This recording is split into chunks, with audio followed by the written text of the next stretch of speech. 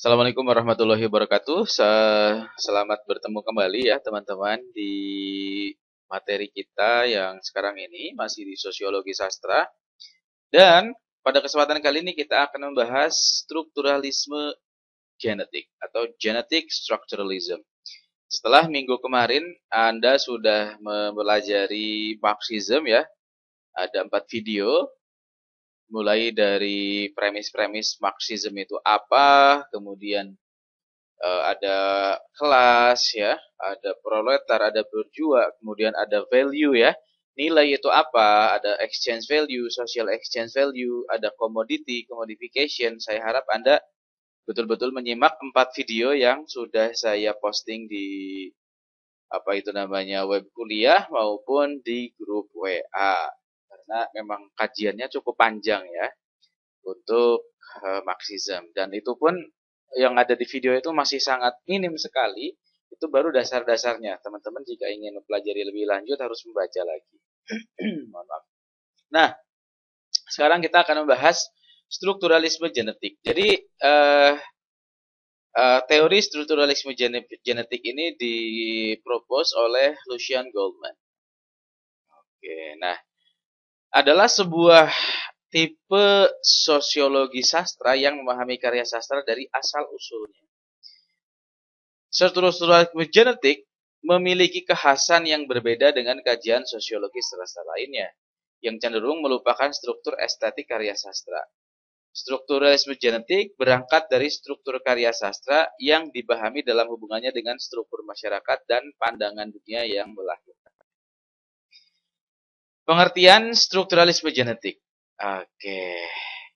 So, genetic structuralism is a theory proposed by Lucian Goldman di Prancis ya. Jadi strukturalisme genetik ini mengkaji karya sastra dalam hubungannya dengan pandangan dunia atau world view kelompok sosial pengarang. So, pengarang itu berasal dari golongan mana atau dari masyarakat yang mana? Ciri khas strukturalisme genetik adalah mencoba memahami dan mengkaji karya sastra berdasarkan aspek genetiknya atau asal-usulnya. Nah, dalam hubungannya dengan pengarang dan pandangan dunia, kelompok sosialnya, serta kondisi sosial historis yang melatar belakangi penciptaan karya sastra. Dalam memahami asal-usul karya sastra, strukturalisme genetik memandang karya sastra sebagai ekspresi pandangan dunia kelompok sosial pengarang. Jadi guys, sederhananya begini, apa yang tertulis di dalam karya sastra merupakan representasi dari pemikiran atau pandangan dunia dari masyarakat di mana pengarang itu tinggal atau berasal. Ada beberapa konsep yang perlu dipahami lebih lanjut dalam strukturalisme genetik, yaitu pengarang sebagai subjek transindividual atau sebagai objek atau subjek kolektif. Ya, yang pertama ini ya. Oke, pengarang sebagai subjek transindividual atau sebagai subjek kolektif, kolektif subjek. Kemudian yang kedua adalah pandangan dunia, vision du monde, world view. Ya, ini istilah-istilah yang ada di dalam genetic structuralism, dan nanti yang kalau kalian menganalisis sebuah karya ya, maka unsur-unsur inilah subjek kolektifnya ya, kemudian world view-nya, fakta kemanusiaannya apa, kemudian struktur karya sastra, dialektika dan pemahaman penjelasan. Oke. Kita mulai sekarang dari subjek transindividual atau transindividual subject. Genetic structuralism has a framework which is very unique about author. Jadi, genetic structuralism ini memiliki pandangan yang khas tentang pengarang.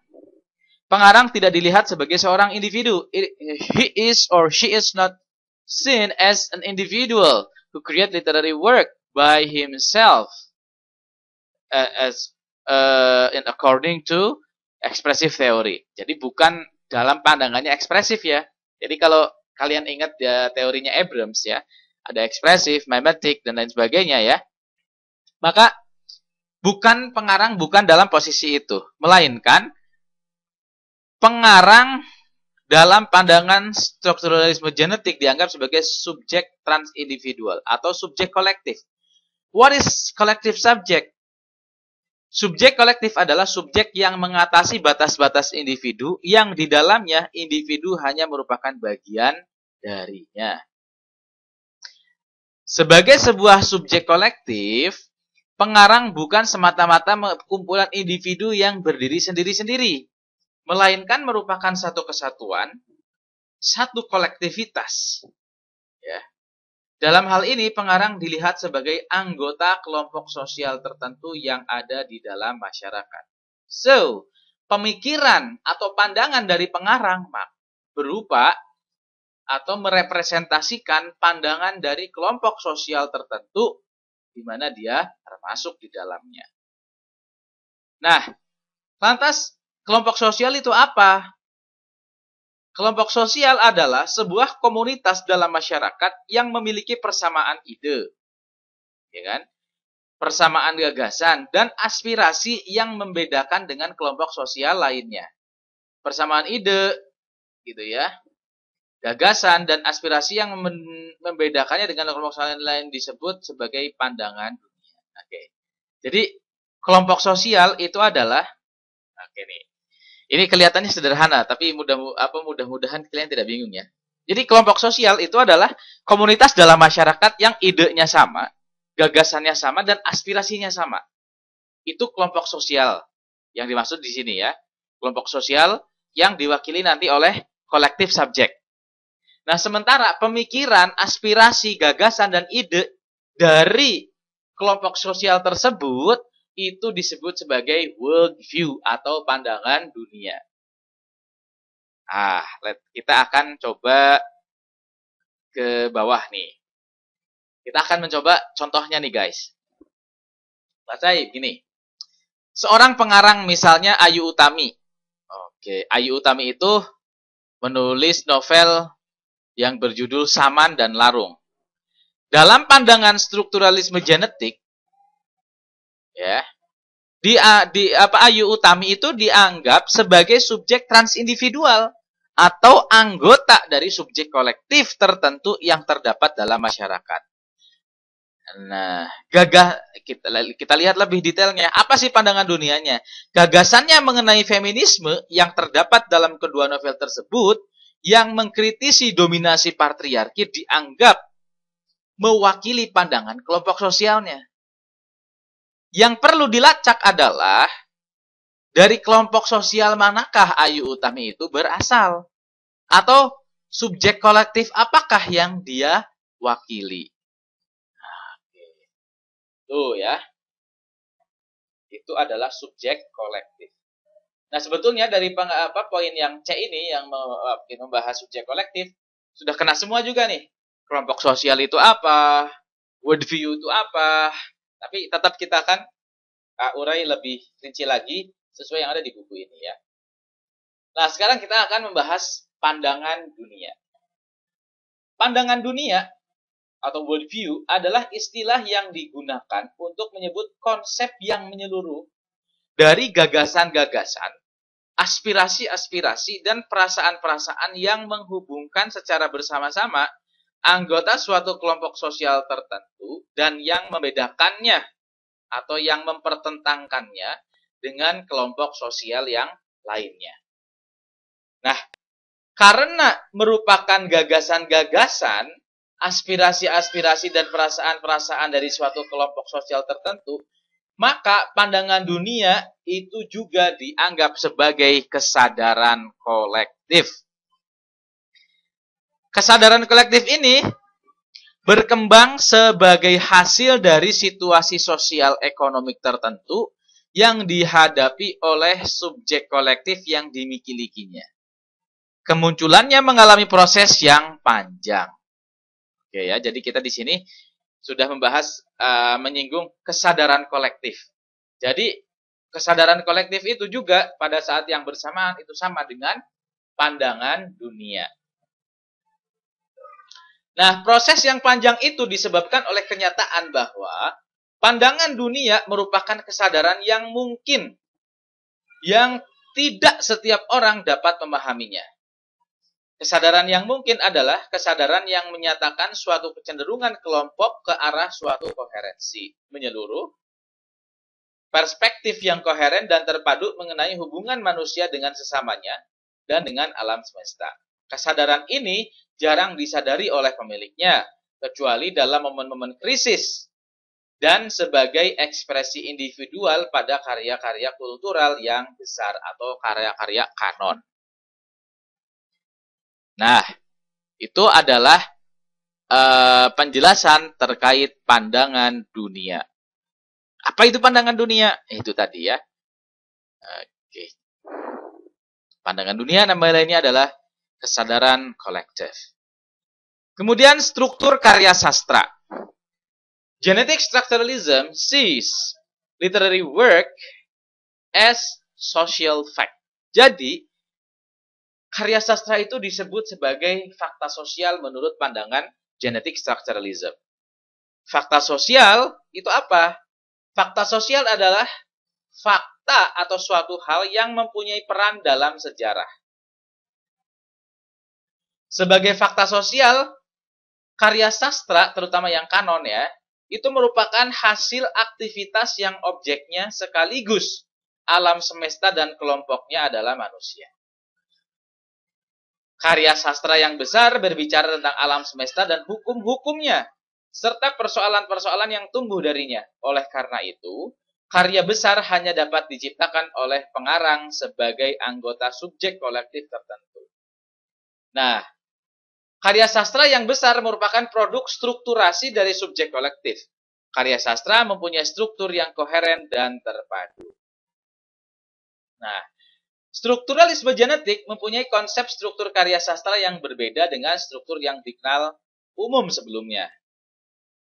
Struktur karya sastra merupakan ekspresi pandangan dunia kelompok sosial pengarang secara imajiner dalam usahanya mengekspresikan pandangan dunia.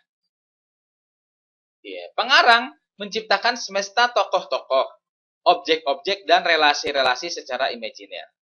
Dengan demikian, konsep struktur karya sastra dalam strukturalisme genetik itu bersifat tematik. Struktur karya sastra bersifat tematik karena yang menjadi pusat perhatiannya adalah relasi antar tokoh dengan tokoh-tokoh dengan objek yang ada di sekitarnya. Sifat tematik dari konsep struktur tersebut tampak pula pada konsep Goleman mengenai novel. Menurut Goleman, novel adalah cerita mengenai pencarian yang terdegradasi akan nilai-nilai yang otentik dalam dunia yang terdegradasi. Pencarian tersebut dilakukan oleh seorang hero problematik. Nah, nilai-nilai otentik adalah totalitas yang secara tersirat muncul dalam novel. Nilai-nilai yang mengorganisasi sesuai dengan mode dunia sebagai totalitas. Nilai-nilai otentik hanya dapat dilihat dari kecenderungan terdegradasinya dunia dan problematikanya dari sang hero. Nilai-nilai tersebut hanya ada dalam kesadaran penulis atau pengarang dengan bentuk konseptual yang abstrak. Sebagai ekspresi pandangan dunia kelompok sosial pengarang secara imajiner, maka struktur karya sastra tidak dapat dilepas dari hubungannya dengan masyarakat di mana pengarang atau kelompok sosialnya berada. Bahkan juga, dari mana pandangan dunia kelompok sosial pengarang itu muncul dan berkembang. Oleh karena itu, menurut Goleman, hubungan antara struktur karya sastra dengan struktur masyarakat bersifat homologi, karena keduanya merupakan produk dari aktivitas strukturasi yang sama. Oke, homologi nih ya.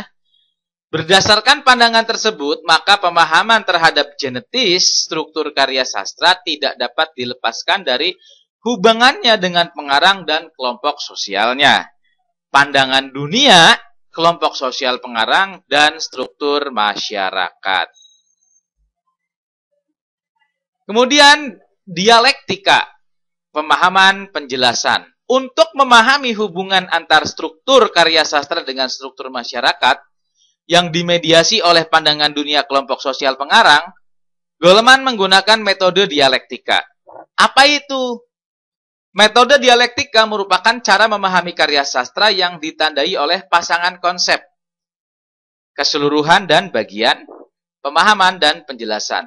Metode tersebut digunakan untuk menganalisis teks sastra, juga struktur yang telah mengatasi teks sastra itu.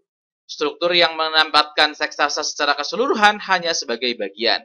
Dalam metode dialektik ini, pandangan dunia merupakan kesadaran kolektif yang dapat digunakan sebagai hipotesis kerja yang konseptual. Suatu model bagi pemahaman mengenai koherensi struktur teks sastra. Nah, bagaimana dengan teknik pelaksanaannya? Pertama, peneliti membangun sebuah model yang dianggapnya memberikan tingkat probabilitas tertentu atas dasar bagian. Yang kedua, kemudian dilakukan pengecekan terhadap model itu dengan membandingkan bagian dengan keseluruhan dengan cara menentukan sejauh mana setiap unit yang dianalisis tergabungkan dalam hipotesis yang menyeluruh. Kemudian, menentukan daftar elemen-elemen dan hubungan-hubungan baru yang tidak dilengkapi dalam model semula. Selanjutnya, menentukan frekuensi elemen-elemen dan hubungan-hubungan yang dilengkapinya dalam model yang sudah dicek tersebut. Nah, sekarang kita lihat contoh analisisnya. Nah, contoh analisisnya akan saya buat di dalam video yang terpisah supaya tidak begitu ngantuk. Kalian bisa mengulang-ulang penjelasannya dulu, membaca sendiri, membaca dari sumber lain. Kemudian, jangan lupa kalian membaca ini juga ya, analisisnya atau contoh analisisnya. Kita akan bahas juga tapi di video yang akan datang. Oke, sampai jumpa sampai di sini dulu. Assalamualaikum warahmatullahi wabarakatuh.